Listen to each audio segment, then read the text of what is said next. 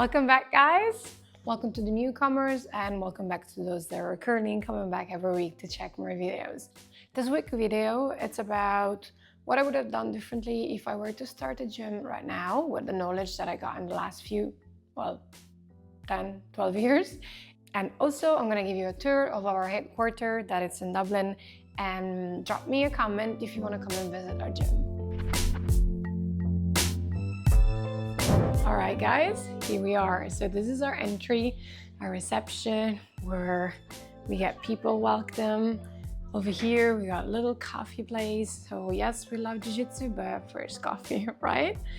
And then we get into the gym. Okay, so first floor, we got our changing room and toilets.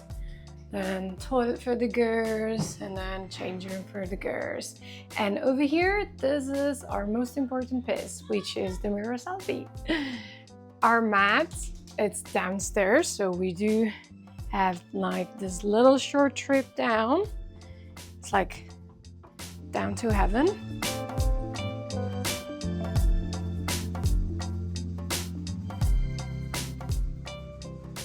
All right, let's get to it. So the number one thing that I would have do differently today is start delegating more frequently. Everything. It's something that, to be honest with you, I'm still working really hard on it. I find very difficult to delegate tasks, but the reason is that also for the longest time, I believed that if I were not physically spending time in the gym, I was not working.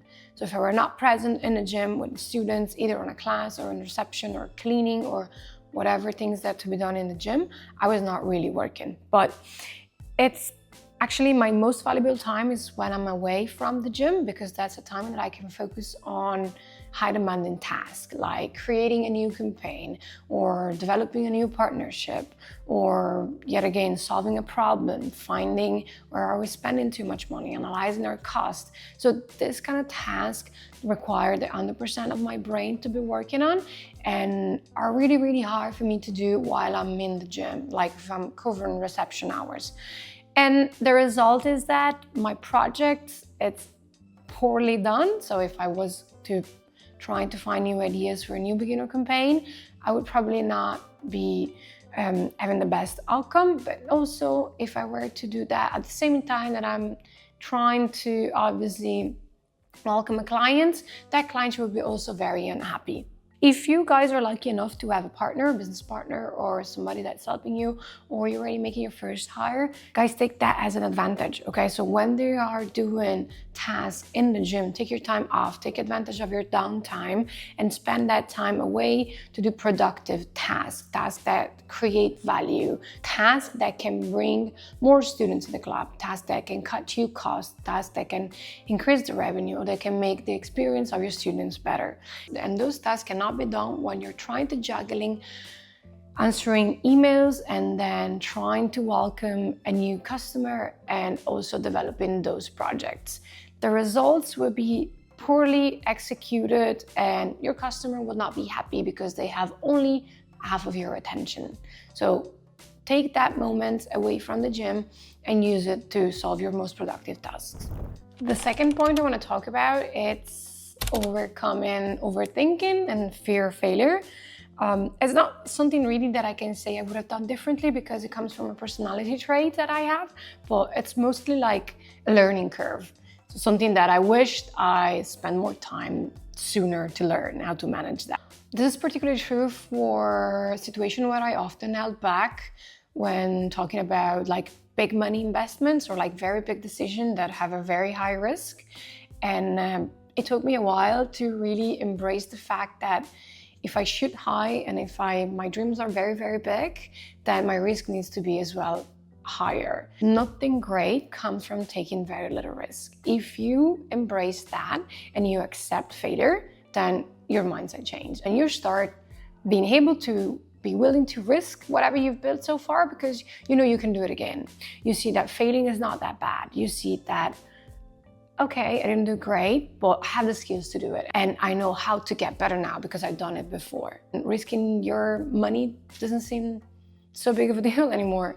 I mean, it is, but you know you can do it again. And on top of that, I think I can say that I've been lucky enough that since from the start, I really had a very passionate business partner, George, and he is so passionate that whatever needs to be done is like, we need to have that done by yesterday. Point number 3, it's learning about leadership. So I wish I learned about leadership a lot sooner, because both running a gym, so both dealing with people like staff or with customers, requires having leadership skills. And opening a gym, it's a lot more about building a community rather than finding the perfect instructor that knows the latest technique. Because at the end of the day, you are creating a hub, you know, a place where people meet and they're like-minded people, and they want to see they want to be able to reflect themselves in you as the leader. So learning about leadership, I think it's something that people need to do from day one if they want to build a thriving gym, a successful gym for the long run. Number 4, it's about money, very specific about money. And it's like, I wish I started tracking KPIs sooner. So like we talked about it maybe 2-3 videos ago about a specific number that gives you an idea of how your gym is doing. And not just about total revenue or, you know, how much money you make in a month or how much money you make in a year. Those are very important, but they're not just the only ones. You also need to have real clarity and vision of your outflows. So what goes out from the gym, where are your biggest expenses, and how you can minimize them. Not only that, but as well, I think the biggest problem is retaining students, meaning that you'll see new people joining gyms every day. So there might be a batch of beginner of 20 people every month, but like how many of that stays for the next month and the following one and 12 months from them? So it's not as easy, and that number is not that high as you may think. And therefore, knowing where is the bottleneck, where are the problems, where I'm not doing good, like why these people are not staying, it's super important. So for example, you have 10 people coming for a beginner class, but then just 1 sign up. So not so good, right? And you realize that probably that was not such a beginner-friendly class. Maybe there were too much sparring involved, or maybe the technique, they were not tailored for somebody that never done Jiu Jitsu before. So those numbers are super important and need to be tracked. And I think I can speak for experience. In the last years, we more than double our revenue. Why? Because I've never been so driven and focused to follow up our numbers and to making sure we're maximizing our revenue where we can, but we're also cutting costs whenever it's possible and trying to bring more value to our students so that we make sure that they stay for the long term. This one, and number 5, it's about what role I would hire sooner.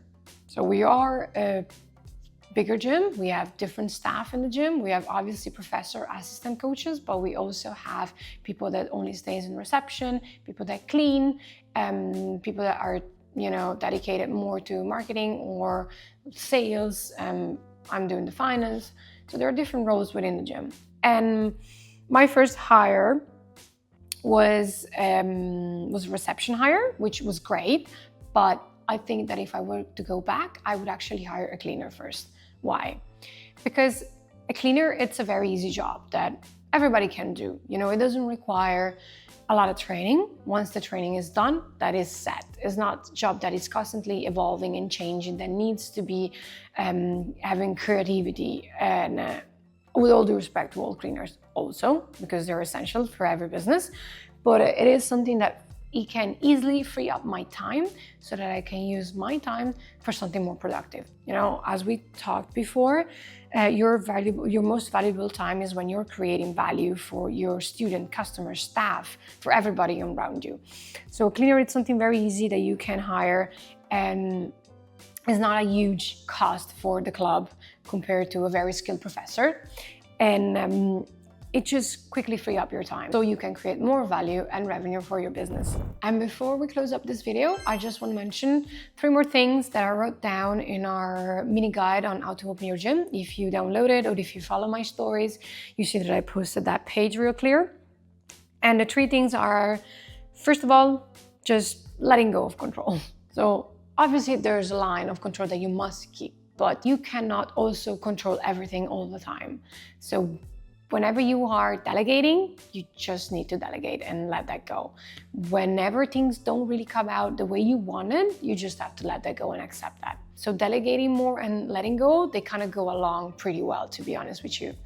The point number 2 is to also, for me, it was very true that at the beginning, I've kind of looked only for BJJ niche related advice, but at the end of the day, you're opening a business and it works just like any other business, you know? So just letting go of too much of a niche kind of advice that you're looking for. Yes, it's good to have BJJ related business advice, but it's also true that it just worked like every other business.